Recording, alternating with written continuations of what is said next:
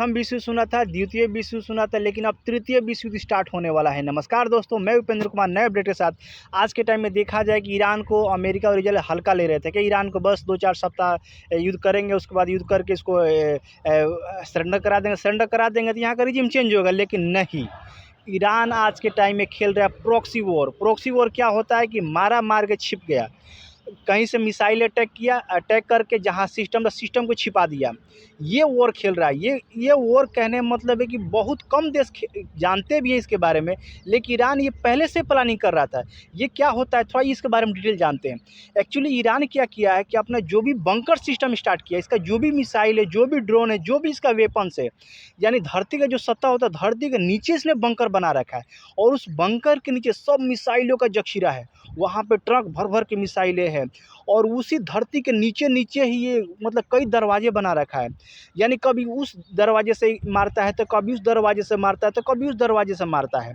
और इन लोगों का सैटेलाइट में आता है कि कभी यहाँ इस स्पेस से निकला है तो ये लोग वहीं पर अटैक करता है। लेकिन वहीं से अटैक करने के बाद वो तो खैर वो दरवाज़ा ध्वस्त हो जाता है, लेकिन ये लोग अंदर ही अंदर मूवमेंट करते रहता है कि मारा यहाँ से, मार के वहाँ से उसका ट्रक भागा कहीं और, यानी किसी और दरवाजे के पास गया। वो मिसाइल वहीं था लेकिन वहाँ से निकल के कहीं और चला गया।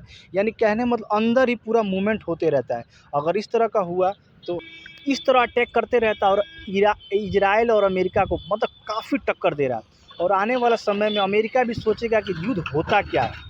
क्या है कि इससे पहले उसने जितना भी युद्ध किया उसको उतना लॉस नहीं हुआ, उसको उतना झटका नहीं मिला, लेकिन ईरान काफ़ी झटका दे रहा है। फाइनेंशियल भी झटका दे रहा है, उसके बाद उसको मेंटली भी झटका दे रहा है। और नैरेटिव वॉर कहा जाता है, नैरेटिव वॉर भी ईरान आज के टाइम में काफ़ी लड़ रहा है। साइकोलॉजिकल प्रेशर भी बना रहा है इजराइल के ऊपर और अमेरिका के ऊपर।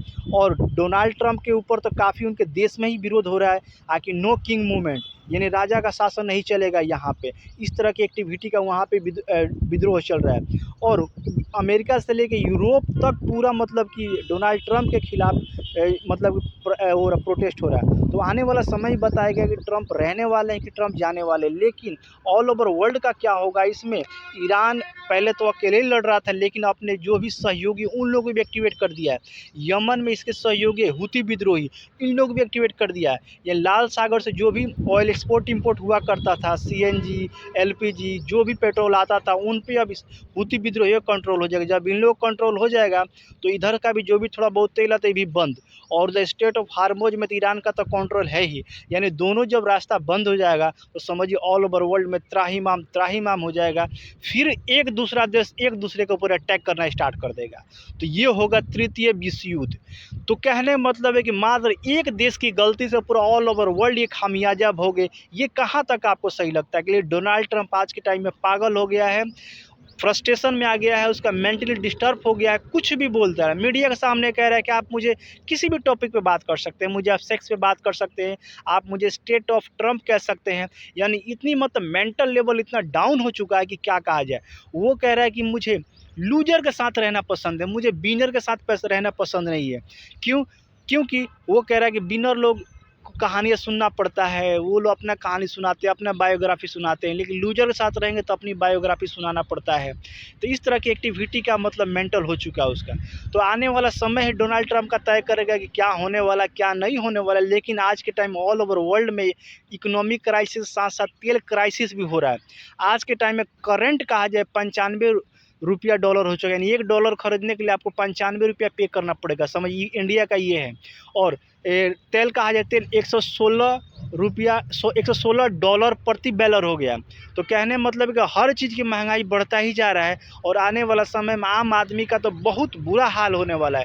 लॉकडाउन तो केवल था कि घर से बाहर नहीं निकलना, लेकिन ये लॉकडाउन जो लगने वाला है, घर से तो आप बाहर निकलेंगे लेकिन कुछ नहीं कर पाएंगे आप। क्यों नहीं कर पाएंगे कि महंगाई इतना रहेगा, आपके पास पैसा नहीं होगा, और होगा भी तो वो चीज़ के लिए आप पे नहीं कर पाएंगे। इसीलिए लॉकडाउन रहते हुए भी आप लॉक रहेंगे। तो आने वाला समय ही बताएंगा। लेकिन आप इस युद्ध को किस नज़र से देखते हैं, ये तो मेरा नज़र था। आप बताएं कमेंट में। मिलते हैं नेक्स्ट वीडियो में, तब तक जय हिंद जय भारत।